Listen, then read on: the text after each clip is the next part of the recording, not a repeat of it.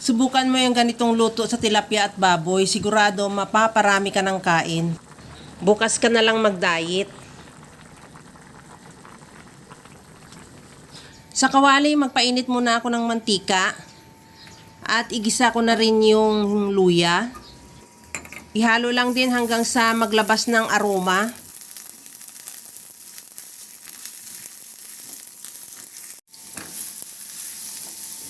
Maglagay na rin ako ng sibuyas. Ihalo lang din hanggang sa maluto yung sibuyas. At isunod ko na rin dyan yung bawang.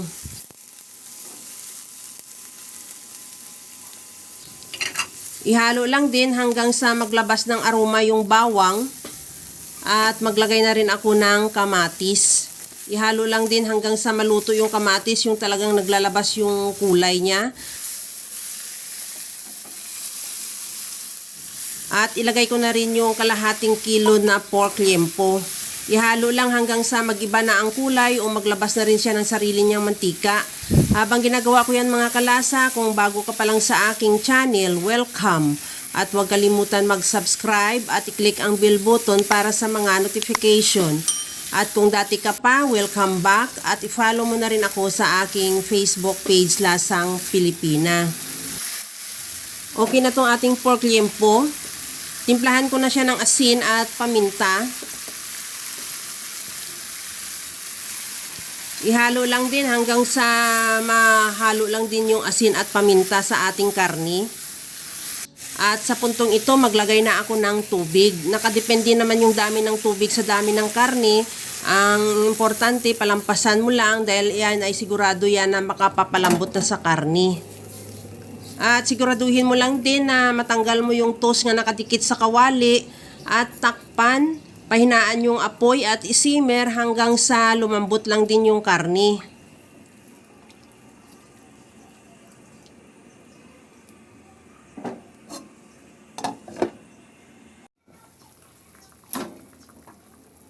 Sa puntong ito na malambot na rin yung ating karni, tanggalin muna natin yan sa kawali at itira lang muna din yung sabaw. Ilagay muna natin yan sa bowl at i-set aside.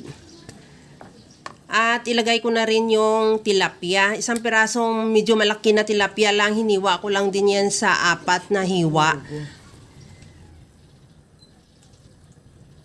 Timplahan ko na rin ng patis. Maglagay na rin ako ng siling green. Lagyan ko ulit ng kamatis. At maglagay na ako ng calamansi juice.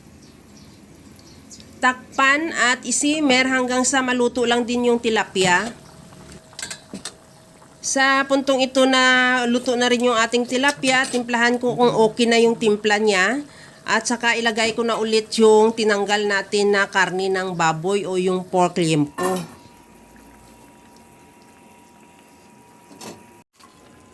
Maglagay na ako ng pichay. Ihalo lang hanggang sa maluto lang yung pichay at dahan-dahan lang din para hindi naman madurog yung ating isda dahil napakalambot niya.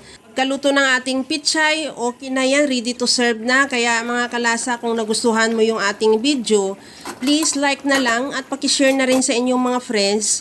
At kung bago ka pa lang sa aking channel, subscribe na at i-click mo na rin ang bell button para sa mga notification.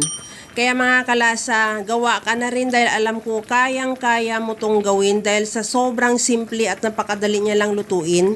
Kagaya lang lagi sa sinasabi ko na wala namang hindi marunong magluto basta sa simpleng paraan lang. Okay na tong ating kinamatisang tilapia with pork liempo or baboy. Ready to serve na. Kaya hanggang sa muli mga kalasa, thank you for watching. Bye-bye!